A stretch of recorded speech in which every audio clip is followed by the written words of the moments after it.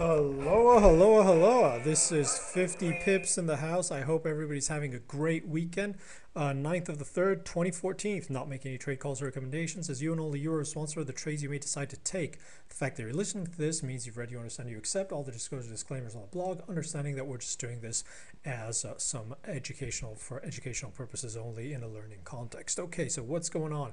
So we had a pretty decent week. Normally, in terms of data, this week is going to cool down a bit, right? Not as much as last week. We do have, RBNZ on the wires and stuff. There's some Australian data. There is some stuff, but it's clearly not as much event risk as last week. So what's going on? So basically, let's keep this short and sweet. USD JPY. Well, basically, we discussed the fact that we thought this was, this is pretty much across the board. You've got this with GPB, JPY, all those crosses too, very false breaks on, the scare on Ukraine, and then bam, prices jack right back going towards those highs. So very nice action across the board, right? So what we said is when we saw these things forming, on GPB, JPY and USD, JPY, we looked at these and say, this is probably looks like we've set a strong interim bottom, and we're going to rally and try and break through to the most recent highs of those ranges. So we came in, we took a stab at those highs, we felt strong, we traded strong, and bam, moved above, little retracement, and still supported aggressively higher. So right here, no change in our outlook for USD JPY. We're still looking for this to move into the 04 range and tackle this trend line and attempt to break all the way back into the 05s. As any move this week that comes back down into this breakout point should be seen as support, right? So moves back into here that keep on holding, we'd expect it to continue the rotation higher. If we move back into those 0250s, 0260s, we go knife through butter, then we'd expect these lows to try and be tested again. But clearly this strong breakout, previous resistance,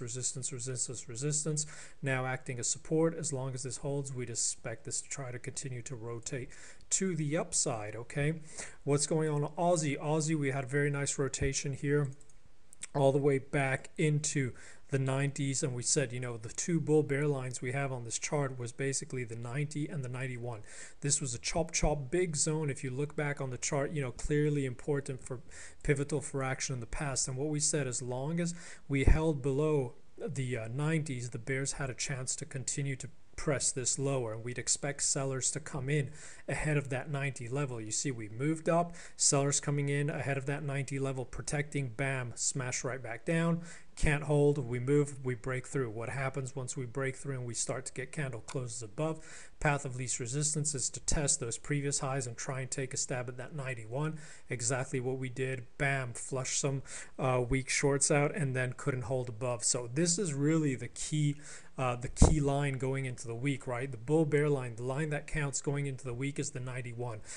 Bullish above, bearish below. So as long as we hold below the 91, look for previous resistance to act as support and see what happens on a move back down. Now, as long as we can't get this trading or closing on a day basis this week back below the 90s, then this will probably be supported and continue to try and rotate to the upside. We'll look in the second what the path of least resistance may be and where we would expect the next resistance to come in. But keep in mind that especially if early in the week the longs cannot hold these 90s as support, then there's a very good chance that we'll try and go right back down to test those lows. This should turn around and start trading relatively heavy again if we get daily closes below that 90.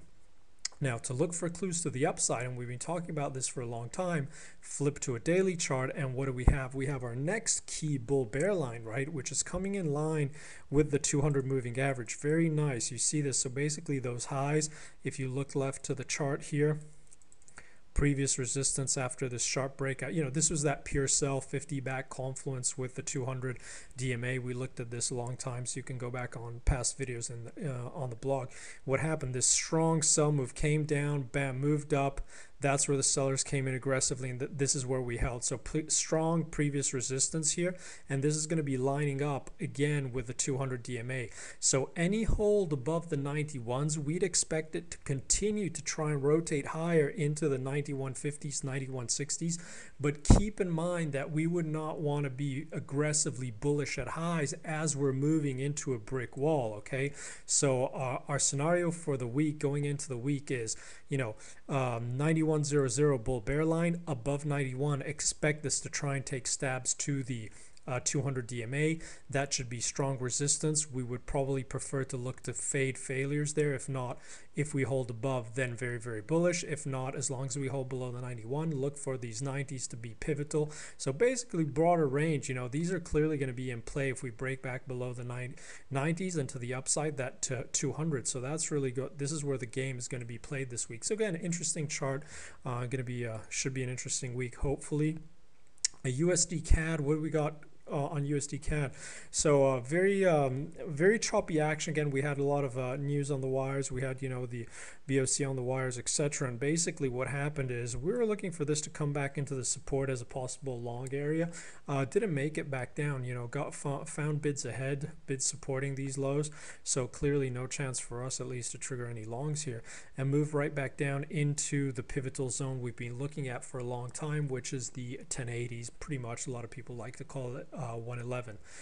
So basically look at this into the week. As we go into the week, as long as we can't get a close above this ascending trend line, pair might try to continue to hold a bit of a bearish tone and try and dip down and find some kind of support, but we should see a lot of choppiness inside this lower end of the range. But if we go into the week and we start to get daily closes above the 111 relatively quickly, and this finds support at this current resistance zone we're heading out, then we'd expect to see this try to rotate all the way back into those 112s, 112.50s. So really, as we are here, we're looking at this very, very closely as the big bull bear line for the week, indicating either rotation all the way back into those highs or some selling pressure to continue to come in and hold that whole pattern of lower highs. So clearly interesting point here.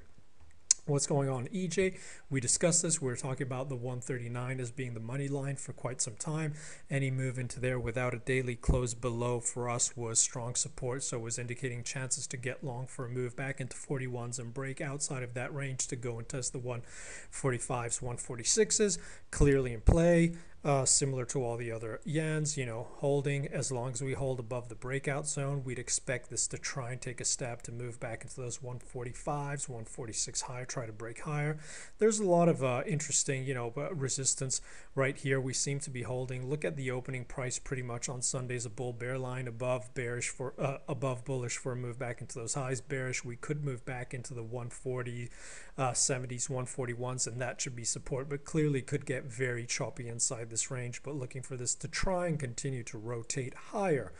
What else we got? Euro and cable. So let's do cable first and leave euro for last. What's happening? Cable, we are just going sideways chop at highs. Okay, a lot of people trying to look for to enter swing trades to the short side here, simply because it's failed to get any traction to the upside. It made that spike high and that got sold, and it can't manage to muster enough power to get back into those highs. Another thing, if you look for clues, if you go on the weekly, people are going to be looking back on that and saying, well, look at this, we're failing exactly where we failed before, right? Look at this. Not even if you look at, not only in terms of, not what I wanted to do, not only in terms of wicks, right, but also just, here, failure to get any weekly closes above these 167.50s. Then if you look right here, basically that's where we had that strong resistance, and we started to really sell off from here. So a lot of people are going to be looking at this and using this as a level to trade and enter swing shorts and look to try at least even bigger shorts, trying to move right back down, maybe even hiding stops above those higher levels. As far as we're concerned, the way we're looking at this much to do about nothing. A lot of chop inside the range, and again, with the strong bids coming through on euro last week, euro GBP catching a bid, cable's just been a bit on the back foot, just had a bit bit of trouble. So we'll have to go into the week and try to see what's going on. So the way we're looking at this, as long as we're stuck inside this range, we're looking as much to do about nothing, right? So the shaded area, as we expect price to move very aggressively inside this area, but unless we get a daily close above or below, as we like to say, it's much to do about nothing, right? Clearly there are going to be a lot of trading opportunities in there, but in terms of the bigger picture, you know, as long as we don't close outside that range, we're still intact for a move back into 170s, 170.50s. That's what we're looking at. If we start to hold heavy, clearly there's a potential for this. Any failures on a break above and failure to hold above, there's clearly potential to try and move back into those 160, 65.70s and potentially move back all the way into the 64.50s. But the way we're looking at this is sideways chop, and again, we need a break outside. But again, there are starting to look for you know, you're starting to see some potential for swings to the short side, but we attribute a lot of it to the choppy action we saw last week. So we're still saying sideways chop to grind higher, so still 170s are on the cards for us. So we'll see what happens there. And then last but not least, what's going on Euro? So Euro, no surprise to people who've been following the blog, we've been bullish for a long time. We're looking for 141s, and so far it's playing out pretty much in a choppy manner, but the way we're looking at it. So I posted this chart on the blog the other day just to give some levels as we went into the ECB, the BOE, etc. And pretty much it's holding. It's trying to break out to the upside, and you know, it hasn't managed to hold the breakout, but we'll have to see how we open tonight. Just a reminder, you know, some people asking me about those targets to the upside. There's a multi-confluence of moves to the upside. So we have this big fib. Again, people have been watching this for a while. I'm not surprised. This is our base scenario. Hold here for rotation back into the 141s, right? And on top of that, what you also have is you have, you know, the there are a number of fib moves, but the most recent fib move we have in here, also very aggressive buy at the 50 back, also with 123 targets all the way back into those 140 50s, 141s, etc. So that's the multi-confluence zone we're looking at to the upside. Okay, now if you look at this on even on a 4-hour, this still remains very, very choppy. So what to expect going into the week, right? We've got that upside target zone that's fairly clear. So what I would look at, especially early in the open, I suspect a lot of people that are trading the longs will probably have stops around just below these 138.20s, 138.00s. So market might try and go and look for those, but if the market can't find those, then we'd expect this to continue to move higher in extension and continue to try and move into those higher targets we discussed. If we start to clip those stops, a lot of the longs that are trailing the move for last week might be just taken out of the market, and we may see a move all the way back down into those 137.10s, right? But unless we start to trade back below that zone, this should again continue to trade the way we're looking at this sideways chop, grind higher in the path of the least resistance, which is still higher. So that's what we're looking at going into the week. Let's hope it's an interesting week. Again, I wish all of you an awesome rest of Sunday, wherever you may be, whatever you may be doing. I'll post this video in a minute. And again, see you guys on Twitter, see you guys on the blog. If you like the content, don't be shy about sharing it. That would be great. And that's pretty much it, guys. See you around. Have an awesome one. Take care. Thanks for listening. Bye.